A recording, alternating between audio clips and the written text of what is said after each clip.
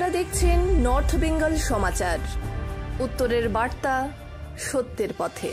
শুক্রবার মহামিলন মহিলা সংঘের বর্তমান কমিটির বিরুদ্ধে দুর্নীতির অভিযোগ তুলে সংঘ ভবন ঘেরাও করল মহিলারা। এই ঘটনাকে কেন্দ্র করে হলদিবাড়ি ব্লকের দক্ষিণ বড় হলদিবাড়ি এলাকায় চরম উত্তেজনার সৃষ্টি হয়। পরিস্থিতি সামলাতে ঘটনাস্থলে পৌঁছয় হলদিবাড়ি থানার পুলিশ।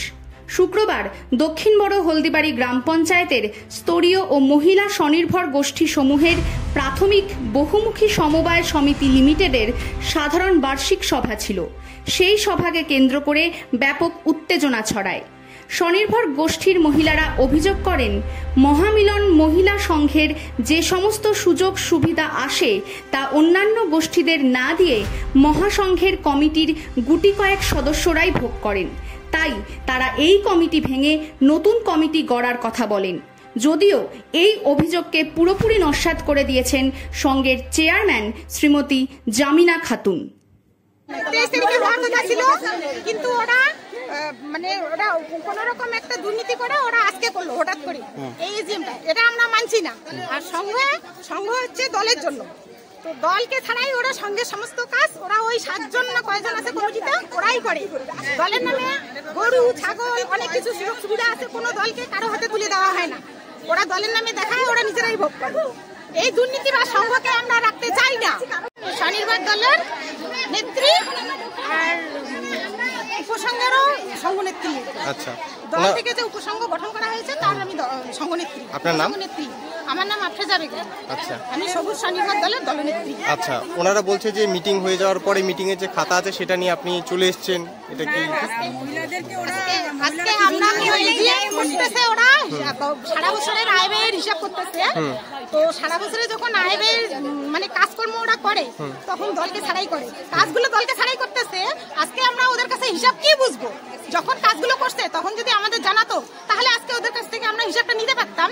তো যখন কাজ করছে তখন আমাদের সঙ্গে তো কোনো যোগাযোগই করেনি, আমরা কি করে ওগুলো হিসাব বুঝবো? তাহলে আজকে হিসাবটা শোনার থেকে না শোনাই ভালো আমাদের। এই দুর্নীতি বা সংঘকে আমরা রাখতে চাই না।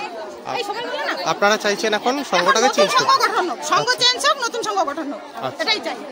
এই দুর্নীতি বা সংঘকে আমরা রাখতে চাই না। আমাদের সঙ্গে কোনো যোগাযোগ রাখে না, আমাদের কোনো সুযোগ সুবিধা দেয় না। আমাদের নামে অনেক কিছু তুলে ওরা নিজেরাই ভোগ করে, কিন্তু দলের সঙ্গে কোনো যোগাযোগ করে। তো আমরা এইরকম সংঘকে চাচ্ছি না। আমরা সংঘ পাল্টানোর জন্য আজকে আমরা এজিএম করতে দিব না, নতুন সংঘ গঠন হোক, পুরান সংঘ পাল্টা। আর তাছাড়া 5 বছর অন্তর এটা আইন আছে যে পুরান সংঘ চেঞ্জ, নতুন সংঘ গঠন। কিন্তু এরা জবের থেকে ঢুকছে 15 বছর হোক 10 বছর হোক আজকে ঢুকছে, ওরাই আছে। তাহলে আমরা যে দলগুলো আছি আমরা কিসের জন্য আছি? আমরা কি সঙ্গে কাজ করতে পারি না? ওরা কি এটা কি ওদের কি পার্মানেন্ট চাকরি? তাহলে 5 বছর অন্তর ওরা কেন নিজেরাই সিলেক্ট করতেছে? কেন হচ্ছে না? সবাইকে কেন দিচ্ছে না এই পদগুলো? ওরা কেন পদত্যাগ করতেছে না? আমরা চাই ওরা পদত্যাগ করুক, পুরান সংঘ পদত্যাগ করুক, নতুন সংঘ গঠন হোক।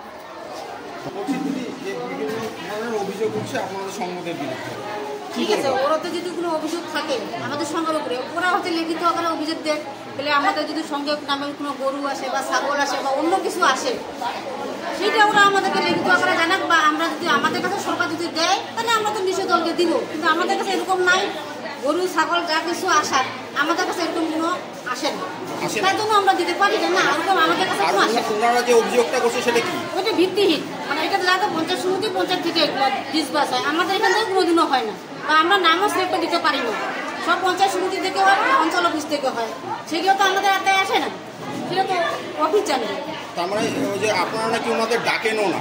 না, অবশ্যই আমরা প্রতি বছর যখন মিটিং হয় তখন ডাকি, ওরা উপসংঘের নেত্রী ওদেরকে ডাকি। আমরা স্কুল ইউনিফর্মের কাজও দিতে চাইছি, তখন নাকি ও বলছে 2টা স্কুলে আমি কাজ করবো, আমি তোরা ইউনিফর্ম বানায় আমি ওদের হাতে দিব, ও শুধু স্কুলে দিবে, ওর জন্য ওর অ্যাকাউন্টে 10,000 টাকা দিতে হবে আমাদের। আমি এই কথা বলছি, দেখো 10,000 টাকা আমাদের তো লাভাংশ হয় না, সেই টাকাটা আমরা কি করে দিব?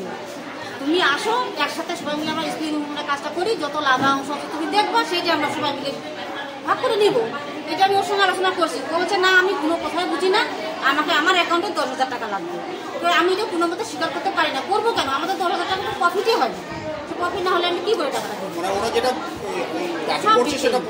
পুরোটা ভিত্তিহীন।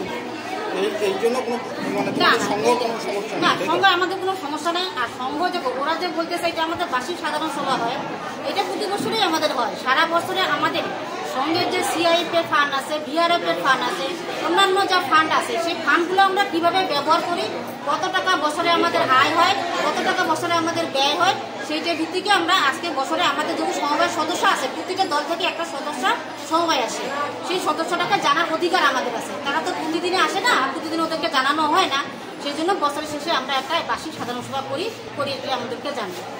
আজকে সেটাই চলছিল, সেটাই তারপরে আজকে কি হলো? তারপরে না, আজকে তো মিটিংটা আমরা শুরু করলাম, যাই প্রার্থনা দিয়ে আমরা মিটিং শুরু করার পরে ও বাইরে নানান তারা বন্ধ করলো, বাইরে নানা রকম অভিযোগ করতেছে। আমরা বাইরেও বলতেছি তোমরা ভিতরে আসো, তোমাদের কি অভিযোগ আছে তোমার লিখিত আকারে আমাদের জানাও, যদি আমরা উত্তর দিব, অবশ্যই উত্তর দিব। আপনাদের কি কি প্রশ্ন আছে আপনারা করবেন, আমরা উত্তর দিব, এইটুকু আমরা ওদেরকে বলছি। কিন্তু ওরা এখন আমাদের যে সিগনেচার করা খাতা, একটা যে মিটিং হয় সেখানে তো একটা সইয়ের দরকার হয়, একটা মিটিং লেখা হয়, আমরা মিটিংটা খাতায় লেখছি, মোটামুটি ওদেরকে পড়ে শুনেছি এই মিটিং আমরা লিখলাম, সেই প্রতিটুকে তোমরা এখানে সই করো সবাই, যে যে দল থেকে আসে, যে সমবায়ের সদস্য তাদেরই এখানে সই করানো হবে। আদার্স তো যারা আসে তারা সই নিতে পারি না, কেন এখানে নিয়ম যেটা আছে সেই অনুযায়ী কিন্তু আমরা ওদেরকে সই করাচ্ছি।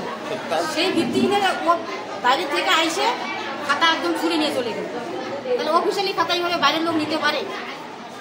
সেই খাতা যদি আমাদের কোনো কিছু ভাবে হারা যায় তাই সেন্টাই গেল, আমাদের কাছে সেন্টারি করে নিয়ে গেল, তাহলে অফিসে আমাদের নানান রকম হিসাবপত্র থাকে, সেই হিসাবপত্র আমরা কি করবো? ধন্যবাদ দিদি। আপনারা দেখছেন নর্থ বেঙ্গল সমাচার, উত্তরের বার্তা, সত্যের পথে।